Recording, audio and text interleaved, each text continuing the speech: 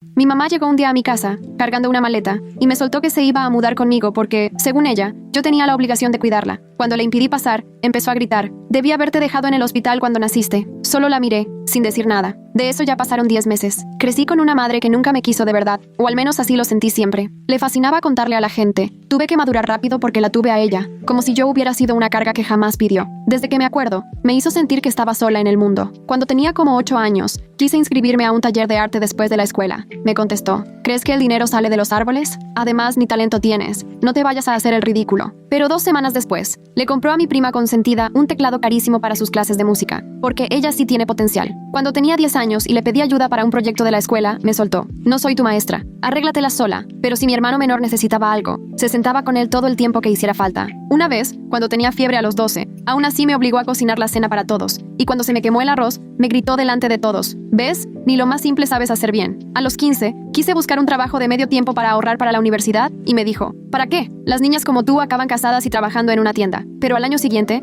mi hermano consiguió trabajo, y ella andaba presumiendo con todo el mundo lo independiente que era. Cuando cumplí 18 y me aceptaron en una buena universidad, ni siquiera quiso ayudarme con la solicitud de beca. Me dijo: «Si no puedes hacerlo sola, no mereces ir». Al final, perdí la fecha límite, y tuve que tomarme un año para trabajar. Durante ese año, yo pagué mi ropa, mis libros, casi toda mi comida, y aún así a veces venía a pedirme dinero. «Es un préstamo chiquito, luego te lo regreso», y jamás lo hizo. A los 20 me fui a vivir sola, y desde entonces me he mantenido por mi cuenta, trabajando en 2 lugares para pagarme la universidad. A veces le llamaba, pero siempre acabábamos peleando o criticándome por cualquier cosa. «Tu cabello está todo descuidado. Estás bien flaca. ¿Ahora te crees mucho porque fuiste a la universidad?». Jamás fue a visitarme, ni cuando la invité a mi graduación. Me dijo: «No tengo tiempo ni dinero para andar en eso». Hace unos meses me llamó de la nada, diciendo que ya estaba grande y que tenía problemas de salud, y soltó: «Decidí que tú me vas a cuidar. Eres soltera y no tienes hijos, así que tienes tiempo». Le pregunté por qué pensaba que yo debía hacerlo y respondió: «Porque eres mi hija. Para eso son las hijas». Le recordé que jamás me apoyó ni actuó como si le importara tenerme cerca, y me contestó: «No saques el pasado. Hice lo que pude. Estás exagerando». Cuando me negué a cuidarla, se puso grosera: «Eres una malagradecida. Yo te di la vida y ni así puedes ayudarme cuando te necesito. ¿Qué clase de hija deja a su madre?». Le dije que había otras opciones, como asistencia social, mi hermano o sus hermanas, pero se burló: «Tu hermano tiene su familia, no puede, y mis hermanas están ocupadas. Tú sí me lo debes». En las semanas siguientes, me llamaba una y otra vez, cada vez probando con lágrimas: «Seguro acabaré muriendo sola, pero al menos no te doy molestias». O con coraje: «¿Ahora ya te crees mejor que yo solo porque estudiaste? Acuérdate que sin mí ni existirías». Incluso fue con la familia a hablar mal de mí.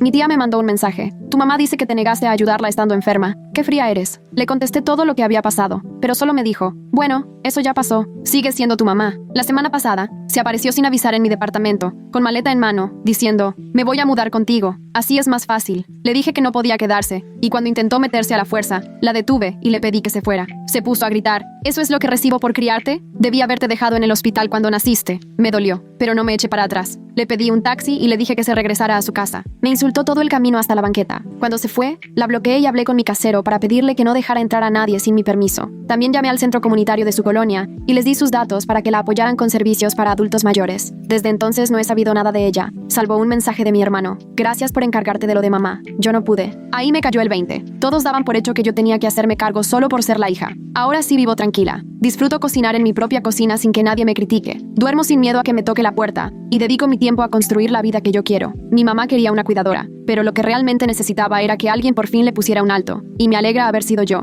Anoche, justo cuando estaba por dormirme, tocaron la puerta. Me quedé helada porque ya era pasada la medianoche. Miré por la mirilla y ahí estaba ella, parada en el pasillo, esta vez sin maleta, solo con una sonrisa extraña y satisfecha. «Encontré la manera de obligarte a dejarme entrar», dijo. Se me heló la sangre cuando sacó una carpeta y la agitó frente a la mirilla. Me alejé de la puerta y, temblando, tomé el teléfono. Los números se me borraban mientras intentaba marcar al 911. Ella seguía afuera hablando sobre una supuesta tutela de emergencia y que esos papeles significaban que yo tenía que cuidarla sí o sí. Cuando por fin me contestó la operadora, le susurré que mi mamá estaba en la puerta amenazándome. Me preguntó si había peligro inmediato y le dije que no. Así que me dijo que parecía cosa civil, pero que mandarían a alguien a ver si estaba bien. Desde afuera, mi mamá empezó a llorar a gritos para que todo el edificio la oyera, diciendo que su propia hija le estaba llamando a la policía, a una pobre mujer enferma, y que ahora todos los vecinos iban a saber lo que soy. Me senté a esperar en el sillón. 20 minutos después, llegaron 2 policías. Vi por la mirilla cómo la encontraron sentada en el suelo, con la carpeta y los papeles regados. Les enseñó los papeles, y empezó a decirles que yo estaba loca, que ella solo quería ayudarme. El oficial Martínez llegó a tocar mi puerta y me pidió que saliera a platicar con él, mientras su compañero se quedaba con Margaret. Salí al pasillo y le expliqué tratando de no mostrar nervios, todos los años de abandono y el acoso constante de las últimas semanas. Él iba anotando todo en una libretita y revisaba los papeles que Margaret había llevado, comentando que le parecían sospechosos porque, según me dijo, en Colorado las tutelas legales requieren audiencias en la corte, no nada más trámites de papel. Luego, los oficiales volvieron con Margaret y le informaron que esos documentos no tenían validez legal, que no eran órdenes de un juez, así que tenía que irse del lugar en ese momento. Margaret se llevó la mano al pecho y empezó a jadear, diciendo que le dolía el corazón. Llamaron a los paramédicos y yo me quedé en la entrada, viendo su show. Los paramédicos le checaron la presión, el pulso y el oxígeno, pero no le encontraron nada raro. Ya que todos se fueron, entré de nuevo a mi departamento. Cerré con seguro y me quedé sentada en la oscuridad, saltando al menor ruido en el pasillo. Abrí la laptop y le mandé un correo al casero contándole toda la situación y preguntándole si podía poner una cámara de seguridad en la puerta. No pude dormir hasta que casi amanecía. Al día siguiente, mi celular vibró con un mensaje de Daniel preguntando qué había hecho, porque su mamá estaba en el hospital diciendo que yo le provoqué un infarto. No le respondí, solo tomé captura del mensaje. Tenía 17 llamadas perdidas de tías, tíos y primos. Ese día en la oficina me quedé viendo la pantalla, distraída, tratando de enfocarme en la presentación de marketing que tenía que entregar para el viernes. Jennifer, mi supervisora, pasó 2 veces por mi lugar hasta que se detuvo a preguntarme si todo estaba bien. Solo le contesté algo vago sobre problemas familiares y ella asintió, pero se le notaba la preocupación. En la tarde, llegando a casa, Marcus, el vecino del pasillo, me interceptó antes de que abriera la puerta. Me preguntó por el escándalo de la noche anterior y si de verdad esa señora era mi mamá. Se veía realmente preocupado, no como chismoso. Le dije que sí y sacó su celular para enseñarme que había grabado parte de lo que pasó. Por seguridad, pasaron 3 días y para entonces ya había puesto un timbre con cámara y cambié mis horarios para salir más temprano y regresar más tarde. Todo con tal de no toparme con Margaret. El estrés era agotador, pero al menos ya no había rastro de ella. Daniel volvió a escribir preguntando por qué no le contestaba a nadie, pero tampoco le respondí. Al día siguiente, cuando fui por el periódico, encontré un sobre manila grueso atascado debajo de la puerta. Adentro había montones de fotos mías, todas tomadas a escondidas durante la semana pasada. Yo yendo al coche en el estacionamiento, comprando café en la esquina, sentada en mi escritorio vista desde la ventana de la oficina. Me temblaban las manos mientras las revisaba una por una. Al fondo venía una nota con la letra de Margaret que decía: "Una madre siempre cuida a sus hijos". Agarré mis llaves y me fui directo a la estación de policía con todo el sobre. El detective Holloway revisó cada foto con atención y fue anotando las fechas y lugares que pude recordar. Abrió un expediente por acoso y me recomendó tramitar una orden de restricción cuanto antes. Al día siguiente fui al juzgado y llené los papeles para solicitar una orden de restricción temporal. En la ventanilla me dieron un montón de formularios y me pidieron que detallara fechas y cada incidente. Me explicaron que el proceso para fijar audiencia tomaría entre 2 y 3 semanas. Pasé horas escribiendo todo lo que me acordaba sobre el comportamiento de Margaret los últimos meses. No dejo de preguntarme qué traerá realmente en esa carpeta que tanto presume a medianoche. Algo me dice que no son tan legales como ella quiere aparentar, sobre todo por la hora y esa sonrisa rara con la que llega. Ese mismo día, Marcus tocó mi puerta y me llevó un recipiente de sopa. Me dijo que me había visto muy estresada y que la receta de su abuela siempre ayudaba. Platicamos un ratito y mencionó que había visto un sedán gris estacionado afuera por horas últimamente. Cuando se fue, decidí checar mi reporte de crédito en línea porque algo no me cuadraba. Resulta que habían abierto 3 tarjetas de crédito a mi nombre en el último mes y todas estaban hasta el tope. Mi puntaje de crédito se fue de excelente a pésimo en cuestión de semanas. Seguro Margaret se quedó con mi número de seguro social desde que era niña. Una semana después, estaba en el súper comprando leche cuando me la topé de frente. Margaret venía empujando su carrito y gritando para que todos escucharan que yo era la hija que la había abandonado. La gente se nos quedó viendo mientras ella seguía hablando pestes de mí. Dejé el carrito y salí lo más rápido que pude, sin correr. Al día siguiente, fui al banco y me pasé horas hablando por teléfono con las compañías de tarjetas. Cada una me pedía diferentes documentos y pruebas de que yo no había abierto esas cuentas. El gerente del banco me sugirió congelar mi historial crediticio para que ya no abrieran más tarjetas. Me dio varios formularios para reportar el fraude ante las agencias de crédito. Esa noche ni cené. Tenía el estómago hecho nudos y cualquier bocado sentía que lo iba a devolver. Bajé 8 kilos en 2 semanas sin querer. Mi amiga Carla me escribió para invitarme a tomar algo, pero no tenía ánimos de fingir que todo estaba bien. Al día siguiente, en la hora de la comida, Daniel fue a buscarme al trabajo y me encontró en la sala de descanso. Me dijo que Margaret se estaba quedando en su casa y que le había contado todo lo de las tarjetas de crédito. Según él, Margaret decía que yo la había forzado a hacerlo porque la dejé sin apoyo. Luego me advirtió que o arreglaba esto o él iba a presentar cargos por maltrato a adultos mayores. Apenas se fue, fui directo con seguridad del edificio para dejarles fotos de Daniel y Margaret. Mi supervisora Jennifer me escuchó hablando con el guardia y me llamó a su oficina. Esta vez, sí le conté todo lo que había pasado en las últimas semanas. De inmediato le habló a Recursos Humanos y les dijo que tenían que hacer un plan de seguridad para mí en el trabajo. Organizaron que alguien me acompañara al carro al salir y que los de seguridad hicieran rondines extra cerca de mi escritorio. Pasaron 2 semanas sin incidentes graves, aunque seguía con esa sensación de que alguien me estaba vigilando. Jennifer me recomendó que hablara con alguien sobre todo lo que estaba pasando, así que saqué cita con la doctora Nina Patel, una terapeuta experta en temas de familias complicadas. Su consultorio estaba estaba chiquito, pero súper acogedor, con plantas por todos lados. Me dejó contarle todo sin interrumpirme en ningún momento. Al final, se inclinó un poco hacia mí y me dijo que lo que estaba viviendo era una típica escalada de abuso narcisista y que lo mejor que podía hacer era documentar absolutamente todo y evitar cualquier contacto directo con Margaret. Al día siguiente, mientras estaba en la oficina actualizando una presentación, sonó mi cel y vi que era mi tía Rosa. Apenas contesté, empezó a decir que Margaret estaba enferma, ahora sí de verdad, que le habían diagnosticado principios de demencia y que yo, por ser su hija, tenía que ayudarla. Le pedí que me mandara un comprobante médico para verificarlo.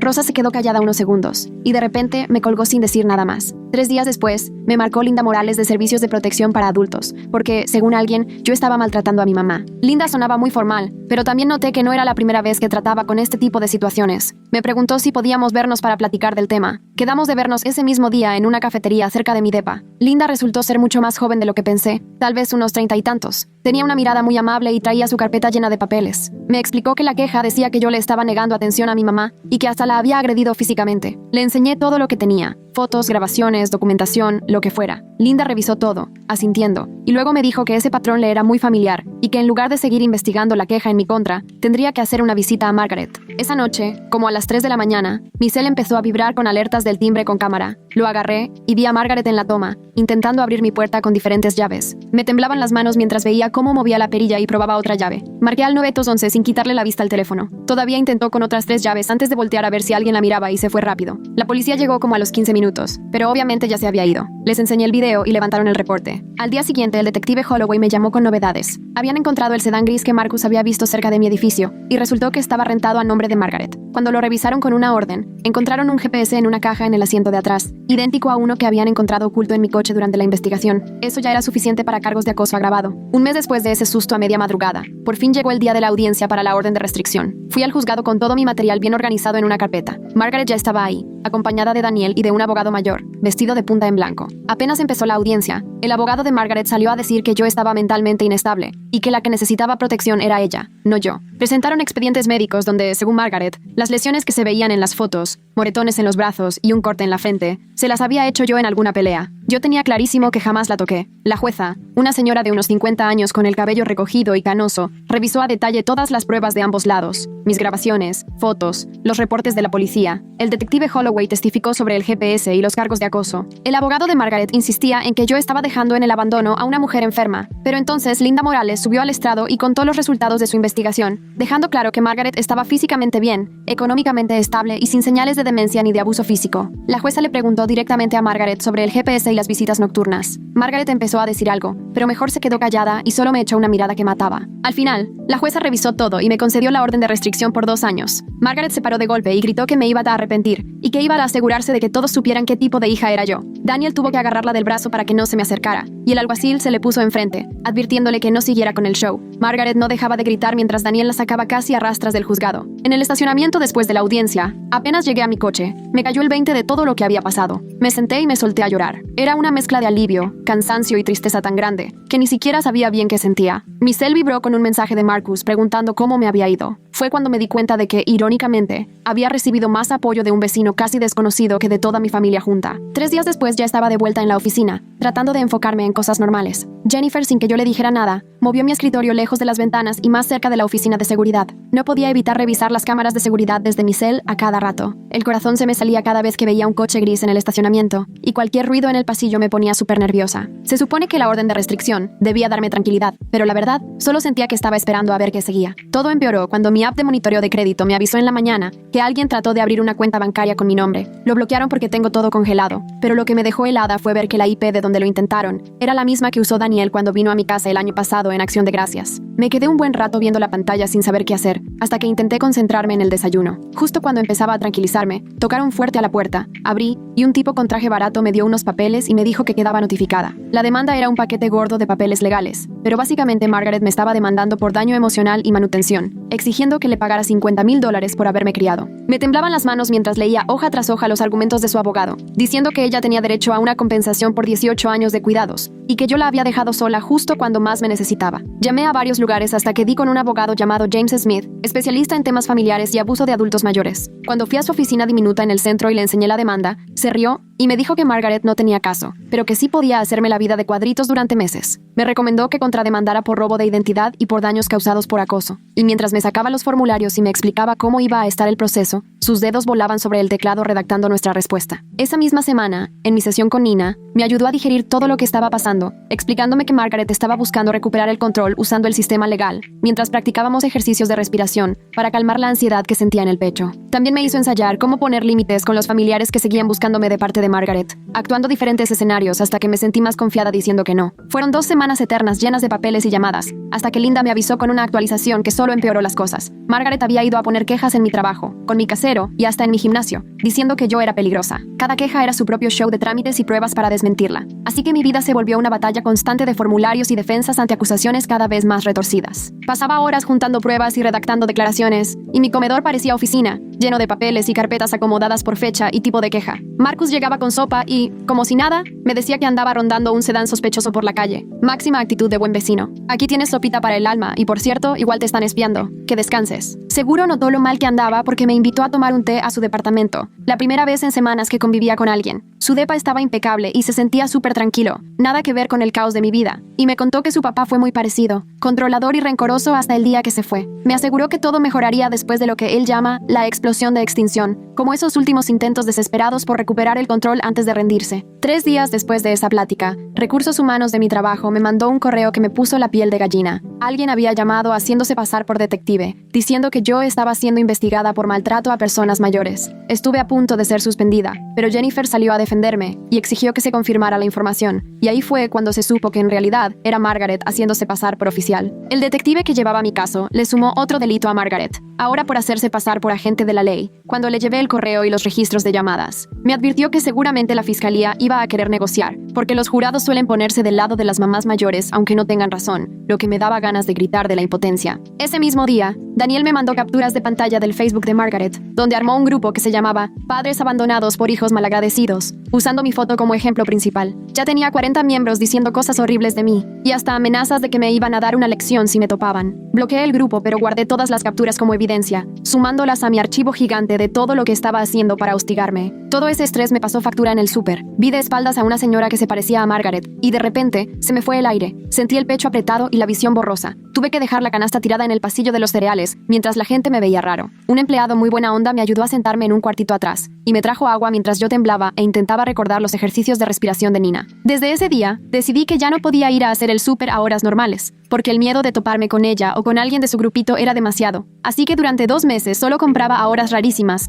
como a las 2 de la mañana, o pedía todo por internet para solo recogerlo rápido. Por fin mi abogada juntó todos los papeles y presentó la contrademanda contra Margaret por robo de identidad, acoso y difamación. Me dijo que le iban a notificar esa misma semana y que casi siempre ese tipo de demandas hace que la otra persona se calme. Empecé a ir a un grupo de apoyo para personas con papás narcisistas que se juntaba los jueves en el centro comunitario. La primera vez casi me regreso, pero una señora llamada Patricia me sonrió y me hizo señas para que me sentara junto a ella. Le contó al grupo que su mamá le hizo lo mismo durante años hasta que logró una orden de restricción permanente. Me alivió muchísimo saber que no era la única viviendo esto. 3 días después de esa reunión llegué a mi casa y vi algo oscuro embarrado en la perilla de la puerta. Me temblaban las manos cuando me acerqué y vi que era sangre, con una nota pegada arriba que decía: "Vas a pagar por hacerme sangrar". Marqué al 911 en cuanto pude y no toqué nada. Cuando llegaron los policías y revisaron las cámaras de seguridad, ahí estaba Margaret a las 4 de la mañana, cortándose la mano con un cuchillo y embarrando la sangre en mi puerta. La arrestaron ese mismo día por violar la orden de restricción. Pasó una noche en la cárcel hasta que Daniel pagó la fianza, lo cual me enojó tanto que aventé mi cel al otro lado del cuarto. Más tarde el detective me explicó que en realidad esto nos ayudaba, porque a los jueces les molesta muchísimo que alguien ignore sus órdenes. Fue entonces que Daniel me llamó llorando tan fuerte que apenas podía entenderle. No paraba de decir que Margaret estaba destruyendo su matrimonio y que su esposa ya no la aguantaba, pero cada vez que intentaban sacarla, ella amenazaba con hacerse daño. Me pidió disculpas 1000 veces por no haberme creído antes. Le dije que después de todo lo que pasó, aún no podía confiar en él, y colgué. Una semana después,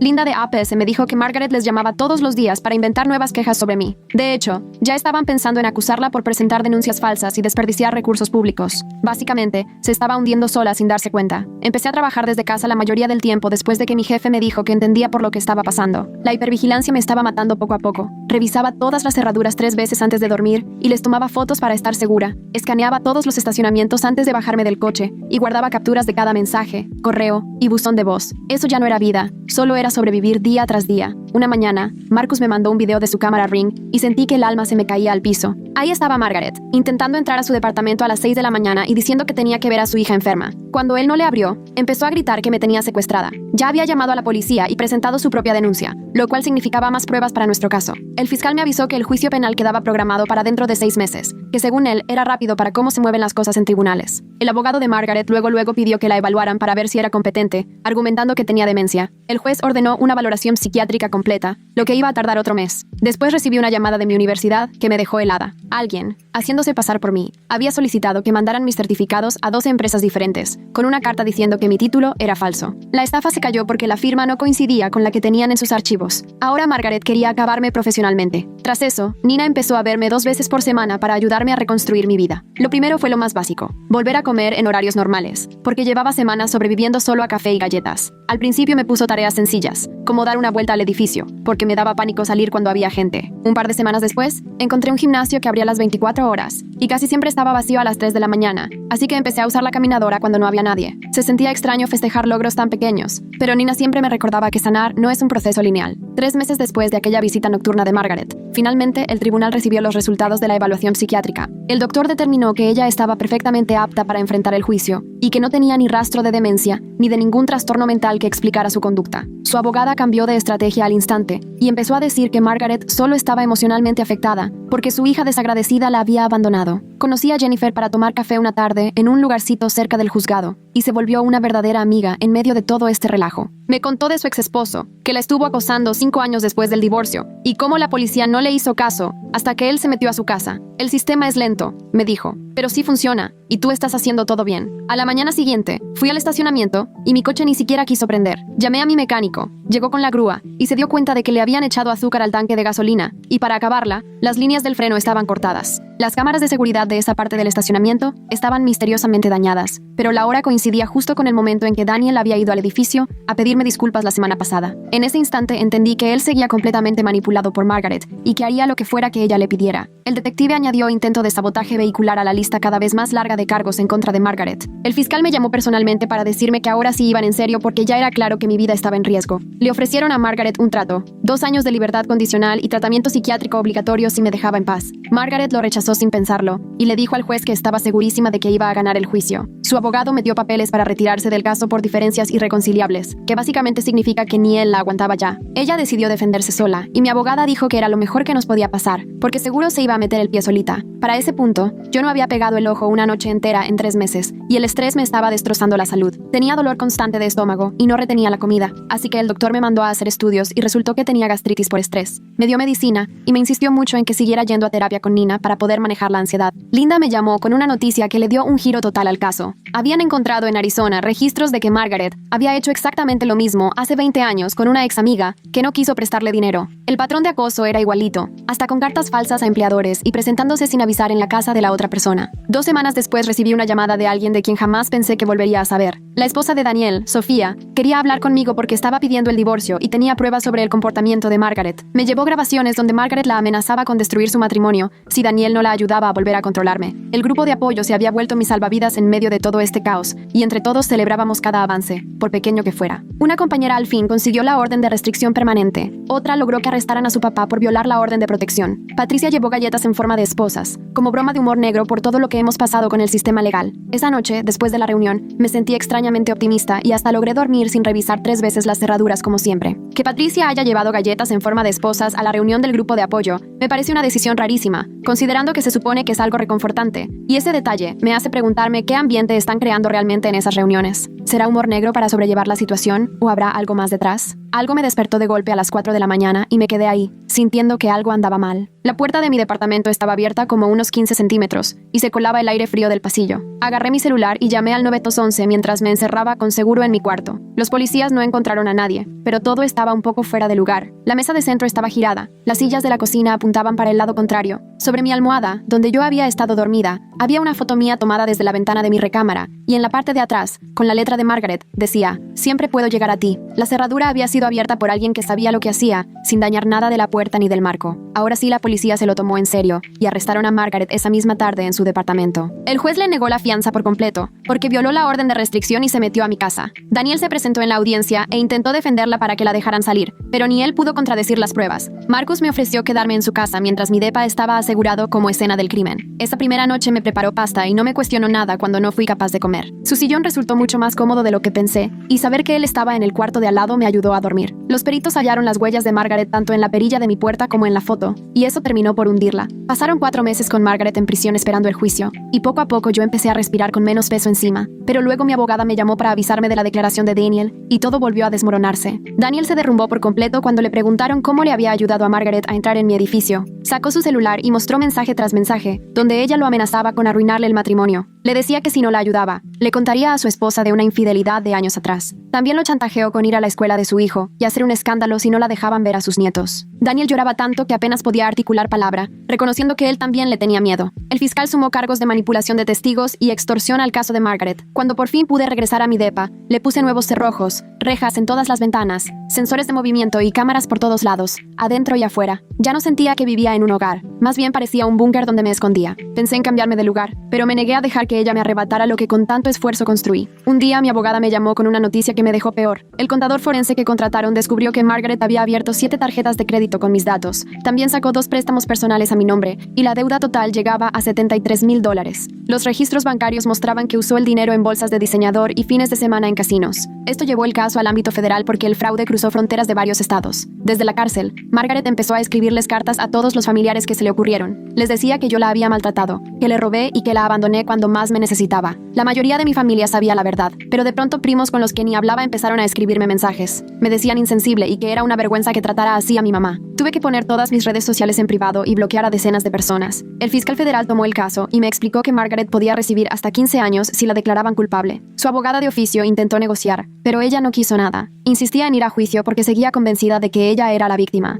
Nina me ayudó a escribir mi declaración de impacto a la víctima durante varias sesiones llenas de dolor. Cada palabra era como sacarme vidrios de la piel, tratando de resumir décadas de abuso en apenas unas páginas. Nina no dejaba de repetirme que contar mi verdad le iba a quitar a Margaret el poder que tenía sobre mí. 3 semanas antes del juicio, alguien tocó mi puerta usando el mismo patrón que Margaret. Sentí que se me paralizaba el cuerpo cuando revisé la cámara y vi a Daniel parado afuera, llorando. Contra todo mi instinto, le hablé por la puerta sin abrirle. Su voz se quebraba mientras empezaba a contarme sobre unas fotos que Margaret tenía de él, de cuando tenía 19 años, y vendió marihuana unos meses después de salirse de la universidad. Ella guardó esas fotos todos estos años y empezó a usarlas en su contra hace 6 meses, justo cuando necesitaba a alguien que la ayudara a llegar a mí. Lo amenazó con mandárselas a su jefe del banco donde trabajaba como ejecutivo de créditos. A través de la puerta lo escuchaba sollozar, confesando que le ayudó a encontrar mi dirección, que vigiló mi depa para ella y que se odiaba todos los días por eso. Me dijo que no podía perder su trabajo porque su esposa estaba embarazada de su segundo hijo y acababan de comprar casa. Le dije que fuera a la policía y contara todo, y él respondió que lo haría al día siguiente. Lo vi irse por la mirilla, con los hombros temblando. Pasaron 5 meses antes de que empezara por fin el juicio penal. Durante ese tiempo estuve en terapia 2 veces por semana y me cambié a un nuevo depa, con más seguridad y sin acceso al balcón. El primer día del juicio, Margaret entró al tribunal en silla de ruedas, aunque los videos de las tiendas mostraban que caminaba perfectamente días antes. Llevaba un suéter gris y el pelo en un chongo, como si fuera una abuelita tierna y no la mujer que casi arruina mi vida. El fiscal fue presentando todo poco a poco, empezando por las grabaciones de la cámara de mi puerta y los audios que había hecho Marcus. Sacaron documento tras documento del acoso y las amenazas. El juez tuvo que llamarle la atención a Margaret 3 veces para que dejara de hacerme caras y gestos desde la mesa de la defensa. Al segundo día, su abogado intentó detenerla, pero ella insistió en testificar. Empezó a llorar y decía que siempre le tuve celos a Daniel y que le robé dinero de adolescente, lo cual era mentira. Afirmó que desde la infancia yo había planeado todo en su contra y que todo era culpa mía. El fiscal mostró los estados de cuenta, donde se veía que nunca reportó ningún robo, y de hecho, era ella la que había sacado dinero de mi fondo universitario. Mostró recibos de artículos de lujo comprados por ella, mientras decía estar en bancarrota y pedía mi ayuda. Su historia cambiaba cada vez que le preguntaban algo, y hasta su propio abogado se veía ya exhausto. Cuando fue mi turno de testificar, me senté en esa silla durante casi 3 horas. Margaret no me quitó la mirada de encima, intentando intimidarme con sus ojos y pequeños gestos de mano que su abogado fingía no ver. Conté cómo crecí con sus críticas y su abandono, cómo la encontré en mi depa y los meses de acoso que siguieron. Expliqué el miedo que sentía cada vez que tocaban mi puerta o veía un número desconocido en el teléfono. Varios del jurado se veían conmovidos, sobre todo cuando conté que tuve que dejar mi trabajo porque la ansiedad no me dejaba ni concentrarme. El fiscal luego sacó algo que ni yo sabía, que Margaret ya había hecho esto en Arizona hace 20 años. Una mujer apareció en la pantalla y relató cómo Margaret la acosó durante meses después de una pelea por una renta. El patrón era igualito, con enfermedades falsas y presentándose en su casa sin invitación. Margaret se puso roja y le empezó a susurrar furiosa a su abogada. En uno de los recesos, me senté en la cafetería del juzgado con las manos tan temblorosas que ni siquiera podía sostener la taza de café. De repente, una señora mayor que estaba en la mesa de al lado se acercó y, en voz bajita, me contó que ella también había sido jurado en un caso parecido, que aguantara, porque tarde o temprano, la verdad siempre termina saliendo a la luz. Esos pequeños gestos de bondad de gente que ni conocía eran lo único que me mantenía en pie. Cuando volvimos a la sala, pusieron unas grabaciones de una persona que al principio no reconocí, hasta que el fiscal aclaró que era una compañera del trabajo a la que Margaret intentó reclutar. Resulta que esta mujer había grabado a Margaret diciendo que me iba a destruir completamente y que haría que me arrepintiera de haber nacido. Daniel, que estaba en la audiencia, se cubría la cara con las manos mientras escuchaba eso. Luego fue el turno de Marcus, quien testificó sobre lo que vio y grabó. Él se mantuvo súper tranquilo, incluso cuando el abogado de Margaret trató de hacerlo pasar por el vecino metiche obsesionado conmigo. Marcus solo se dedicó a relatar los hechos, cómo Margaret intentó meterse a su departamento creyendo que yo estaba escondida ahí, y las amenazas que nos hizo a los dos. Por su parte, la defensa intentó convencer al jurado de que Margaret era una mamá desesperada, llevada al límite por mi supuesto abandono cruel, pintándola como una madre amorosa, que solo quería estar cerca de su hija. El fiscal, sin pensarlo dos veces, les mostró los estados de cuenta de sus tarjetas de crédito, donde se veía cómo gastó miles de pesos en compras de lujo, justo en el tiempo en que decía estar en bancarrota y muy enferma. Esa tarde, al terminar la audiencia, Daniel se acercó a mí afuera, en las escaleras del juzgado. Me dijo que al día siguiente iba a declarar para la fiscalía, que ya era hora de enfrentarla, aunque le diera miedo perder su trabajo. Me pidió perdón por tardarse tanto en hacer lo correcto. Yo solo asentí y seguí mi camino, porque, después de todo, aún no podía confiar del todo en él. Al día siguiente, me senté en la sala viendo cómo Daniel subía al estrado. Le temblaban las manos cuando las puso sobre la Biblia y juró decir la verdad. El fiscal empezó con preguntas sencillas sobre nuestra familia, pero poco a poco fue subiendo el tono. Daniel contó al tribunal cómo Margaret llevaba años mintiendo sobre su salud, usando reportes médicos falsos que encontraba en internet para manipularnos tanto a él como a mí. Sacó su celular y mostró mensajes donde ella le indicaba exactamente qué decirme, cómo hacerme sentir culpable y cómo presionarme para que la dejara entrar a mi casa. El fiscal le preguntó sobre la noche en que Margaret apareció en mi puerta con la policía. Daniel confesó que primero ella le llamó presumiendo su plan para meterse a mi departamento usando una revisión falsa de bienestar. Dijo que hasta se rió al respecto, me llamó débil y aseguró que iba a ceder como siempre. Ver a Daniel soltar toda la sopa enfrente de todos era como estar en la peor reunión familiar del mundo. Resultó que Margaret había sido una maestra en el arte de manipular, y él, su mejor alumno, pero al final se le volteó el asunto. Margaret se paró de su asiento y comenzó a gritar que él era un mentiroso y un traidor, que después de todo lo que le había dado, así le pagaba. El juez tocó la mesa con su mazo y ordenó a los alguaciles que la sacaran de la sala. Ella no dejaba de gritar mientras la sacaban a la fuerza, asegurando que los dos íbamos a arder en el infierno por haberla abandonado. Ya que se la llevaron, Daniel continuó testificando, ahora con la voz mucho más firme. Explicó cómo Margaret abrió una tarjeta de crédito a mi nombre, usó su computadora para hacerlo y le hizo prometer que no le diría a nadie. Mostró estados de cuenta que probaban que ella recibía pagos por incapacidad, supuestamente porque estaba demasiado enferma para trabajar, pero eso no le impedía acosarme por toda la ciudad. El abogado defensor intentó poner en duda a Daniel, hablando de su trabajo en el banco y sugiriendo que Margaret le había ayudado a conseguirlo, pero Daniel se mantuvo sereno y explicó que obtuvo el puesto por mérito propio, aunque Margaret lo amenazó con arruinarle la carrera si no la ayudaba a hostigarme. 2 días después, llegaron los alegatos finales. El fiscal detalló todo paso a paso, mostrándole al jurado cómo el comportamiento de Margaret se fue saliendo de control, desde la primera llamada hasta la noche en que se metió a mi departamento. La describió como una depredadora calculadora que aterrorizó a su propia hija durante meses. El abogado defensor trató de darle la vuelta, retratando a Margaret como una mujer mayor, perdida y abandonada por su familia, sugiriendo que tal vez ella sí creía que estaba enferma y solo buscaba el cariño de su hija. El jurado salió a deliberar a las 3 de la tarde y, para las 7, ya estaban de regreso. Cuando el juez le pidió al portavoz que leyera el veredicto, sentí las manos completamente dormidas. Culpable de todos los cargos: acoso, hostigamiento, robo de identidad, allanamiento, violación de la orden de restricción y hacerse pasar por agente federal. Margaret empezó a gritar que el jurado estaba comprado, que yo había envenenado a todos en su contra, que la verdadera víctima era ella.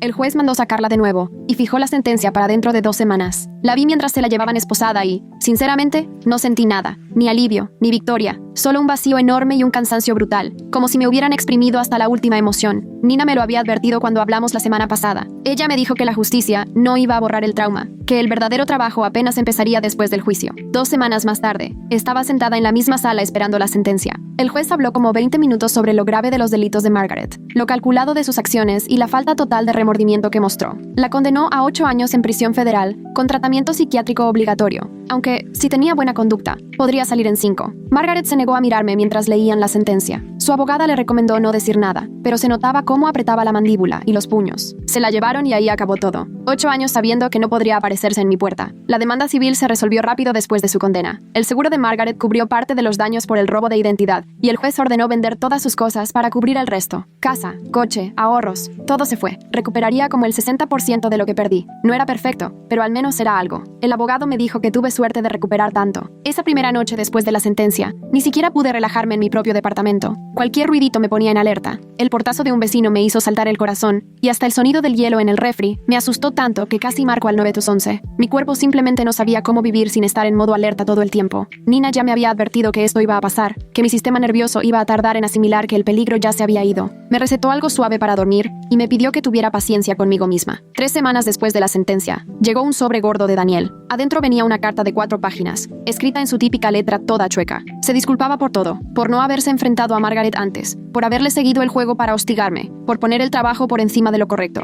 Me contaba que ahora estaba yendo a terapia y trabajando sus propios rollos con la manipulación y el control de Margaret. Decía que nuestra mamá siempre nos puso a competir desde niños, como si tuviéramos que pelear por migajas de su aprobación. No pedía perdón y me decía que entendía si yo ya no quería volver a hablarle. Solo quería que supiera que por fin entendía por qué tuve que protegerme y que estaba orgulloso de que yo hubiera tenido el valor de hacerlo. Empecé el largo camino de desbloquear mi crédito y reconstruir mi vida financiera. Cada llamada a la agencia de crédito era como recuperar una parte de mí que Margaret casi me quita. La empresa de reparación de crédito dijo que mi puntaje tardaría años en recuperarse por completo, pero cada avance, por mínimo que fuera, contaba. Abrí nuevas cuentas de banco, saqué tarjetas de crédito con límites bajitos y empecé desde cero. Un mes después de la sentencia, llegué a la reunión de mi grupo de apoyo y les conté que Margaret estaba en la cárcel. Todos aplaudieron y Patricia corrió a darme un abrazo tan fuerte que hasta lloró. No dejaba de decirme que lo logré, que sobreviví y que conseguí justicia. Y por primera vez desde que empezó toda esta pesadilla, le creí de verdad. Esa noche, Marcus llegó a mi puerta con comida tailandesa de la esquina y nos sentamos en el sillón a comer pad thai mientras platicábamos de cosas normales. Por primera vez en 7 meses. Me contó de un logo que estaba diseñando para una cafetería y yo le platiqué de una campaña de marketing en la que andaba y se sentía rarísimo poder tener una conversación de lo más común, sin hablar de policías, abogados o problemas. 2 semanas después, me di cuenta de que ya no podía seguir viviendo en mi departamento. No era por miedo, sino porque cada rincón tenía recuerdos feos de Margaret tratando de meterse o parada en mi pasillo. Marcus me ayudó a empacar y, mientras cerraba las cajas con cinta, sentía cómo me quitaba un peso enorme de encima, como si estuviera guardando todo lo malo que pasó ahí. Mi nuevo depa quedaba al otro lado de la ciudad, en una colonia mucho mejor, con portero, cámaras y lo mejor de todo, sin ningún recuerdo de Margaret. Mientras desempacaba, encontré una caja de zapatos llena de fotos viejas de cuando era niña, y por primera vez, pude ver lo chiquita y asustada que me veía en todas. Esa niña que intentaba tan fuerte ser suficiente para una mamá que nunca la iba a querer. Me senté en el piso del cuarto nuevo y le dije a la niña de las fotos que no era su culpa, que hizo lo mejor que pudo y que la perdonaba por no poder protegerse de Margaret. La semana siguiente tuve mi última sesión regular de terapia con la doctora Patel, que me dijo que ahora solo nos veríamos una vez al mes porque ya estaba mucho mejor. Me miró y me dijo que ya había hecho lo más difícil, romper el ciclo, y que el hecho de que Margaret ya no pudiera controlarme era su fracaso, no el mío. 3 meses después de la sentencia,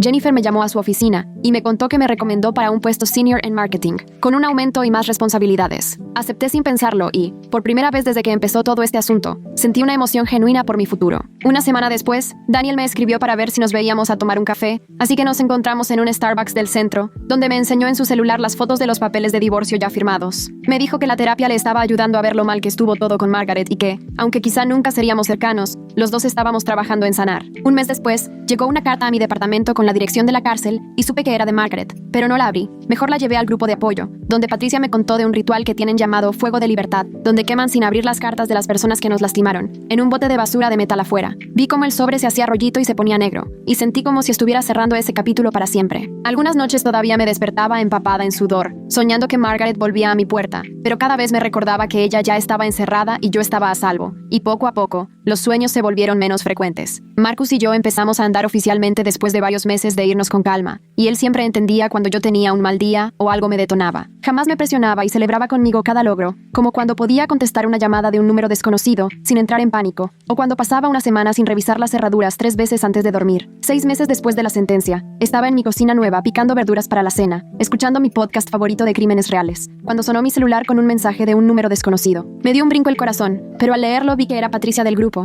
preguntando cómo estaba. Sonreí y le dije que bien y que cómo estaba ella, y luego seguí cocinando mi salteado mientras el ajo chisporroteaba en el sartén. Y por primera vez en toda mi vida, me sentí completamente libre. Gracias por llegar hasta aquí conmigo. De verdad ha sido toda una experiencia compartir esto contigo. Nos vemos en la próxima. Dale like al video, que de verdad ayuda más de lo que crees.